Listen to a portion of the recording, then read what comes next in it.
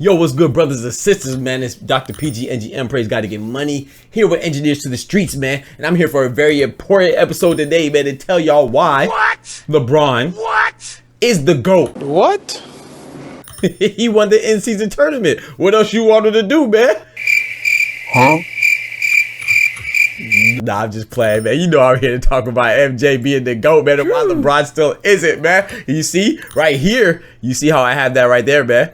It's not a coincidence that I have Jordan over LeBron, LeBron under Jordan. You know my team, so I'm here to convince y'all in about 5 minutes on why Jordan is still the GOAT and forever will be the GOAT, you know, despite any accolades that have been recently claimed by LeBron James. You know what I'm saying? So let's get right to it, man. Michael Jordan, you know what I'm saying? He didn't win the in-season tournament. You know why? There's no in-season tournament to partake in. This was the first one. Ain't no telling how many in-season tournaments Michael Jordan would have won during his tenure in the basketball league. Even on the Wizards, not just on the Bulls, even on the Wizards. You feel what I'm saying? There's no telling, man. But let's just talk about the things that they both could compete for.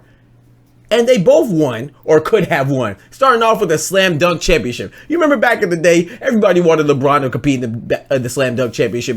You know what I'm saying? To go get that dunk championship, man. Because he'd be flying. Let's face it, man. LeBron got some hops. But he never did it. Some people said he was scared. Some people said it was this. Some people said it was that. I don't know what the reason is. I just know he didn't do it. But you know who did do it? Michael Jordan. And you know how many times he did it? Twice. Won it twice, man. Shout out to Dominique Wilkins and other competitors. You know, but Jordan is Jordan, man.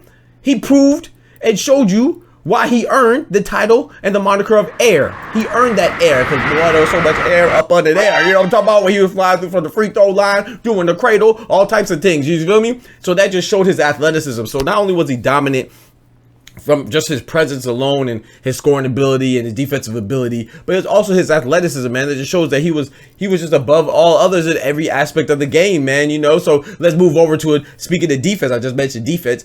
You know, people remember his signature fadeaway and everything, and his potency when driving through the lane, you know, and breaking out people's defense, being unguardable in the post, you know.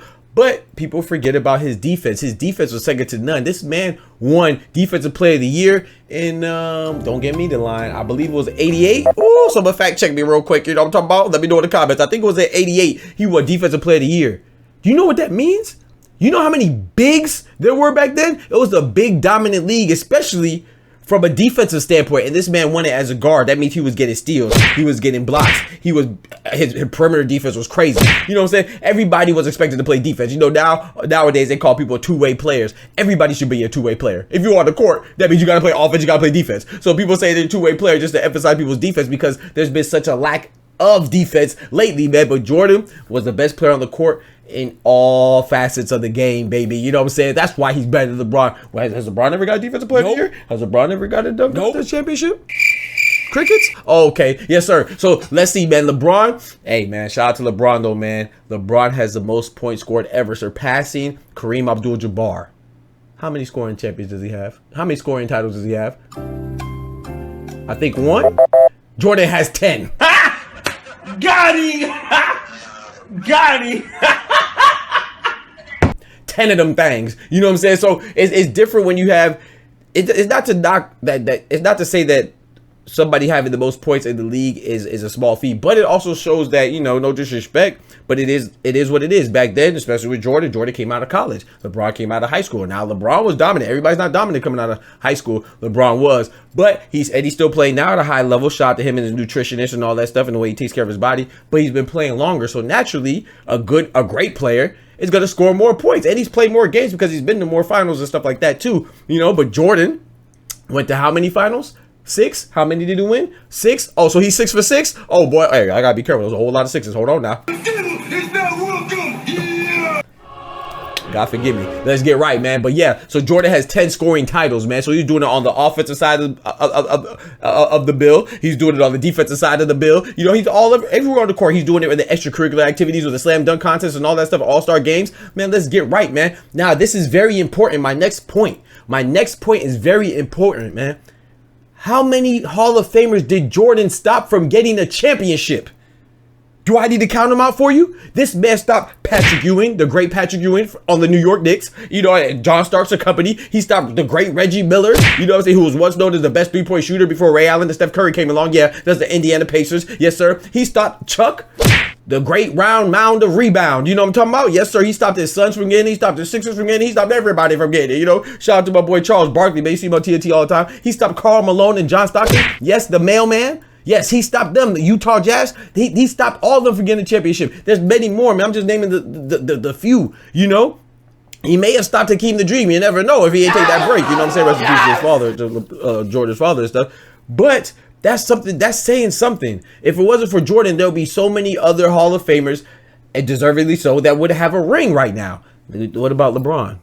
Oh, when LeBron's on top, everybody eats B. I'm talking about everybody eats. All his peers have rings. Steph Curry has a ring. You know, Kobe got rings. And rest in peace, Kobe. You know, granted, LeBron came after Kobe, but you get what I'm saying. He got a ring while LeBron was in the league. You know what I'm saying, doing his thing. You know, who else got rings? Kawhi got a ring. Durant got a ring. D-Wade got a ring. Granted, they got it together, but he got one without him too. You know what I'm saying? D-Wade had a ring first, so all his peers have rings. Damn. I'm sorry. He ain't stopped. Who would he stop from getting a ring?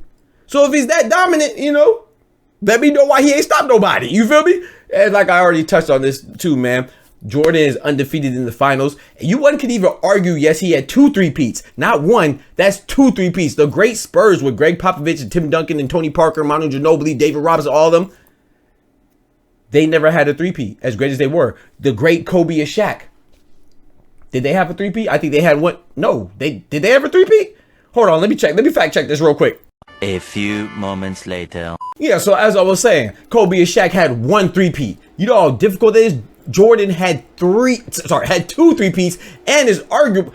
One could argue that he would have had 8 straight rings if he did take the hiatus from basketball due to the passing of his father and stuff like that. Rest in peace, man. Not only that, though, man. Not only for his finals record being unblemished, let's talk about how they implemented a set of rules, quote unquote, particularly the Detroit Pistons. You know, under Chuck Daly, rest in peace, God bless his soul, and Isaiah Thomas, Joe Dumars, all them boys. You know what I'm saying? Rick Mahorn, Bill Laimbeer. They implemented Jordan rules just to stop this man.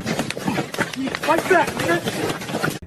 They had something called the Jordan rules. Anybody got the LeBron rules? I'll wait. Y'all let me know what the James rules are. I'll wait. Oh, okay. They never had to implement nothing like that. So this, when you play in the game and they implement rules to you, official or unofficial, that means that you doing something that's unstoppable and unprecedented, man. So that is why Jordan is still the GOAT. He's always going to be the GOAT. He remains the GOAT no matter what in-season tournament there is, no matter what extracurricular activity, no matter what creativity, you know what I'm saying, innovative new basketball tournament that they implement inside the league just to keep our engagement as a viewer. No matter what they do, Jordan is the GOAT, man. He's proven that, man. No one could stop him.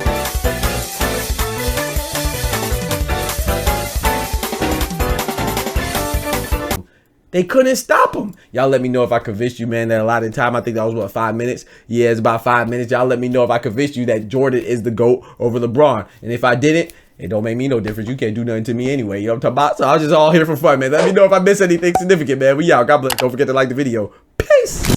From the hood to college, both worlds they had to meet. 6 degrees between us, so cold we're about to freeze. But we're Florida boys, hot takes, we bring the heat.